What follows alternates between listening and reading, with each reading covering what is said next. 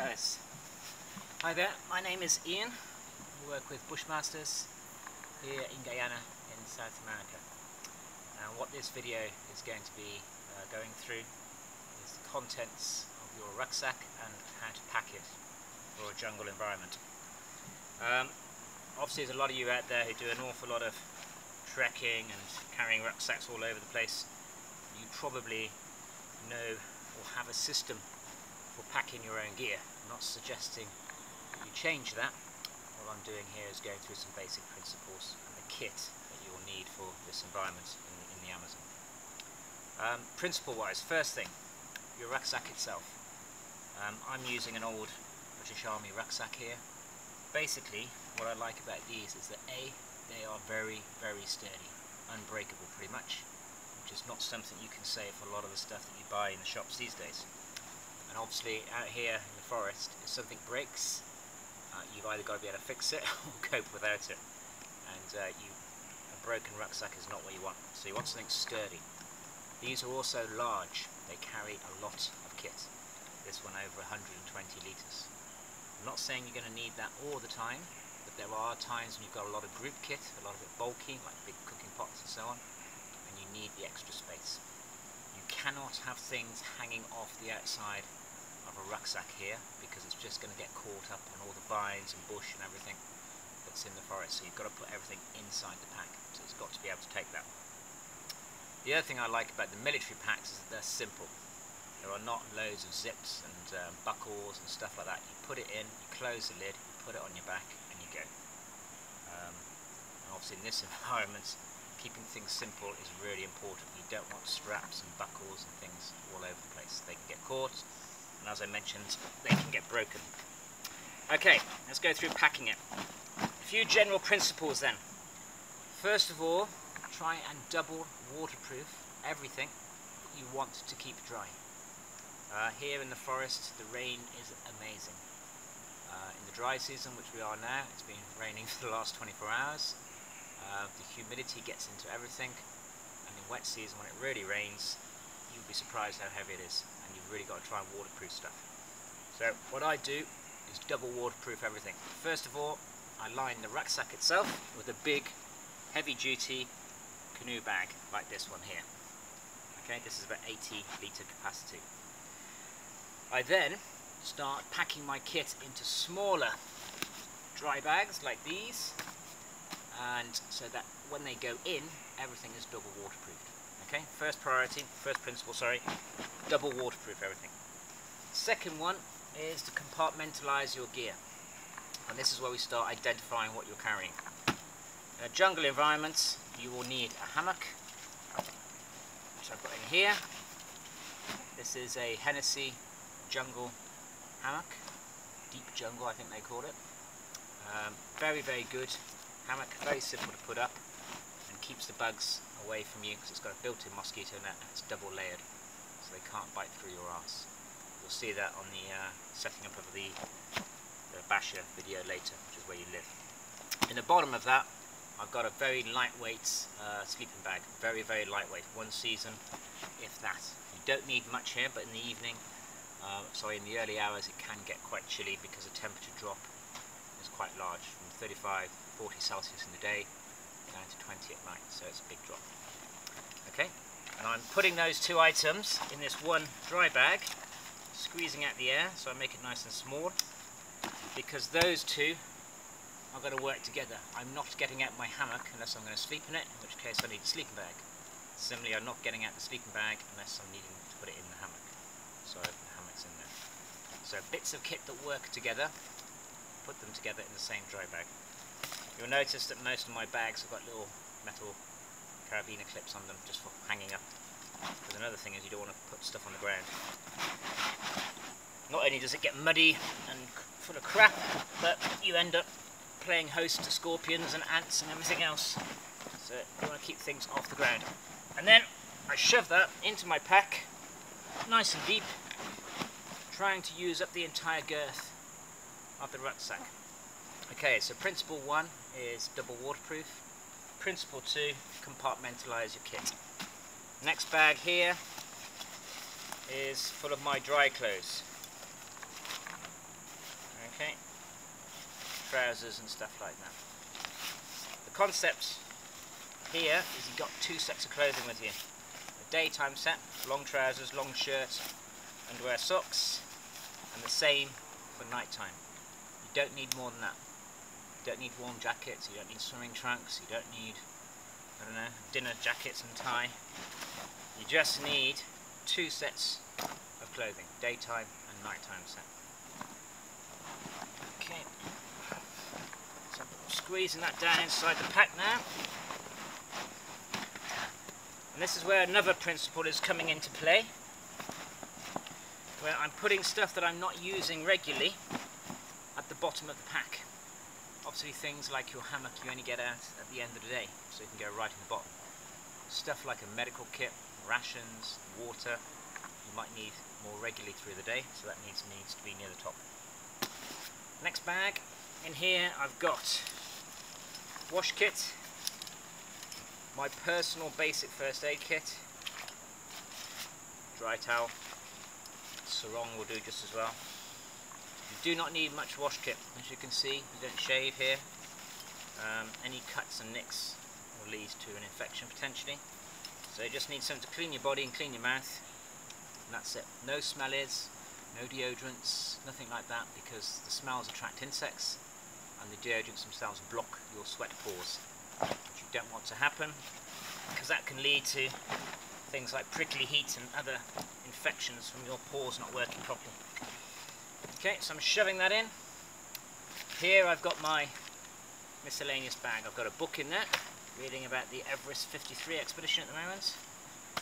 Notebook, Write in the Rain, waterproof. Aid memoirs. I've got a mammal guide, maps, things like that. Okay, that's my miscellaneous book. Ramming that in.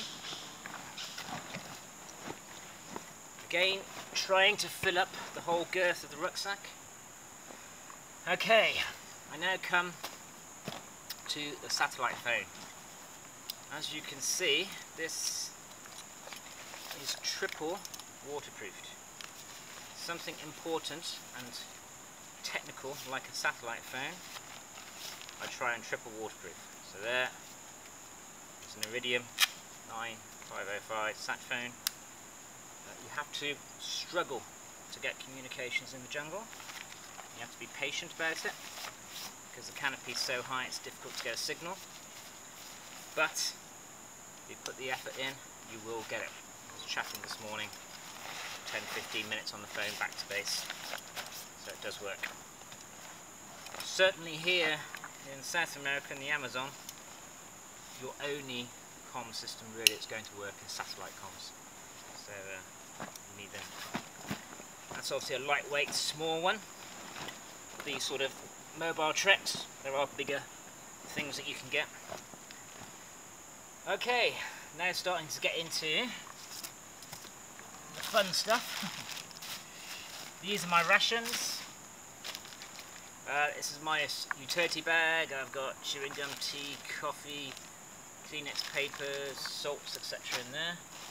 And I've got some rations, got some dehydrated stuff, and some MRE, boiled in the bag rations.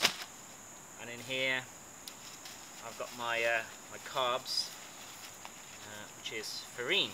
This is the local food of South America, made from cassava, yellowish sort of stuff. Really good eating, although very hard. You have to hydrate it, otherwise it will break your teeth. But it's quick, it's easy. That's 1 pound. It swells up very large. That could feed 10 people now. So it's for its weight. It's a good food source. And then all these other bits and bobs are going in.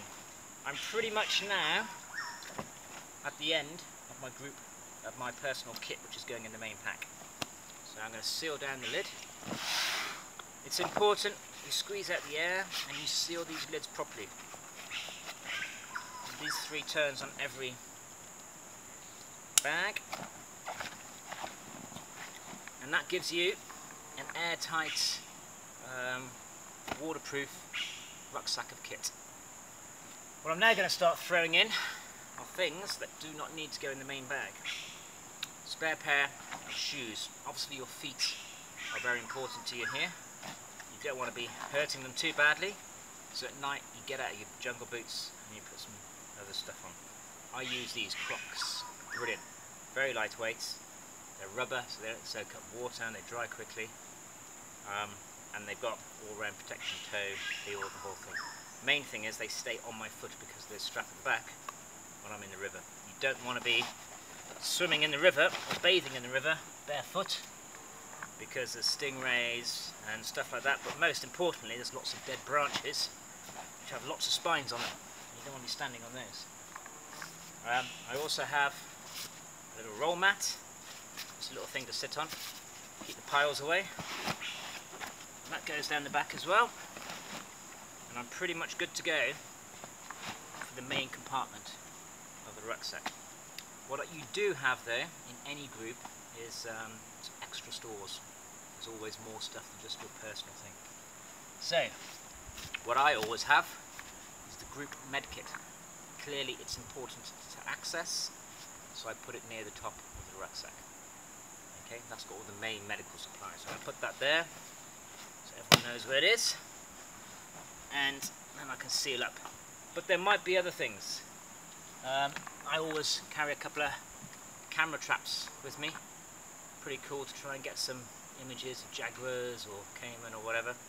We actually have one of these set right now, where we saw a large caiman downriver. So I like taking those. I normally also have a day pack.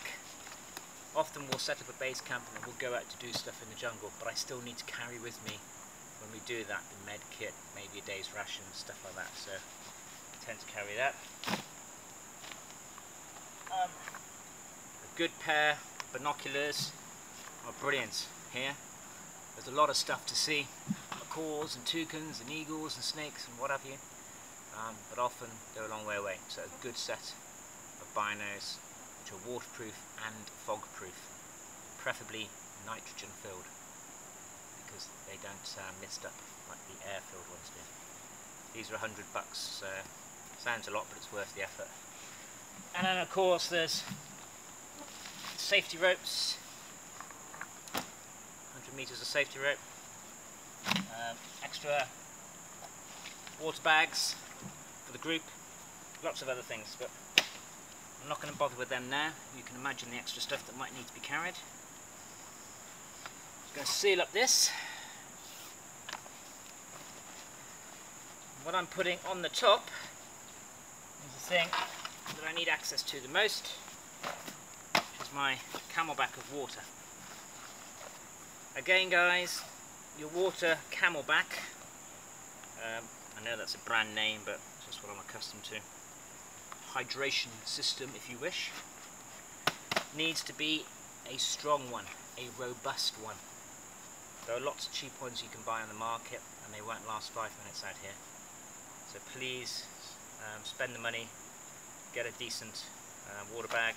3 litre capacity I use, and that goes on top of the rucksack, tube sticking out, so I can access it all the time. I can then seal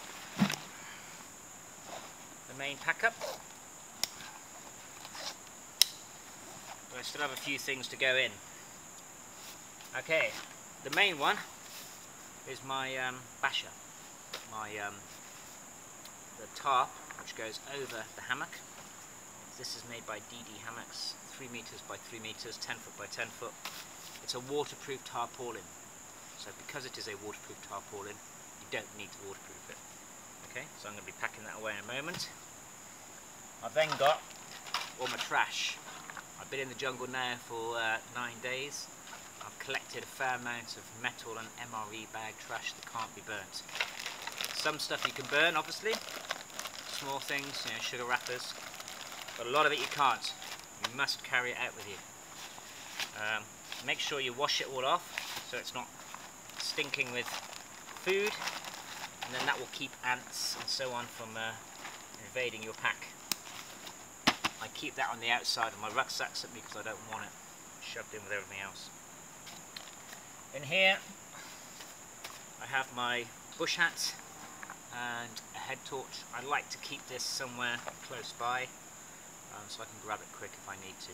The torch and the hat, well, hats doesn't need to be waterproof, but the torch is a waterproof one. But it's in a waterproof bag anyway. So I put that in my little pouch here. As you can see, I've got lots of other little pouches. Let's shove one of the group kit items, like the camera trap. Another pouch, I've got a poncho. This is in addition to my tarp. This is just another little area of waterproofness. I could maybe put a fire underneath it, especially in wet season. It's a good idea to have something else. But also if you're travelling on the boats, when the rain comes down, because you're moving forward and the rain's heavy, you can get really chilly. So just having a poncho close to hand on your pack means you can grab it quickly and throw it over you, even throw it over your kit if you want to keep that extra waterproof. Down the bottom here I have a water bottle and mug, 1 litre water bottle and mug. You have a camelback, correct, but it is a lightweight bladder bag. They can break, so I would suggest, if you can, always bring an extra hard, strong water bottle just in case it does break. Heat illnesses are your biggest risk in a tropical environment. To prevent those, you need to drink water, so having the ability to do so is important. Okay, so I always have that, and obviously the mug is self-explanatory. Drink my tea, cook my food if you don't have the big pots. The boiling the bags you can eat direct from the bag if you wish, but I also carry a small square metal mess tin in one of these pouches to eat from. And then the final bit is to put away my tarp, put that on top of the rucksack, right there, squash it down as tight as possible. I then have my camelback tube goes around the side so I can drink as I move. Any spare pouches I have, like these side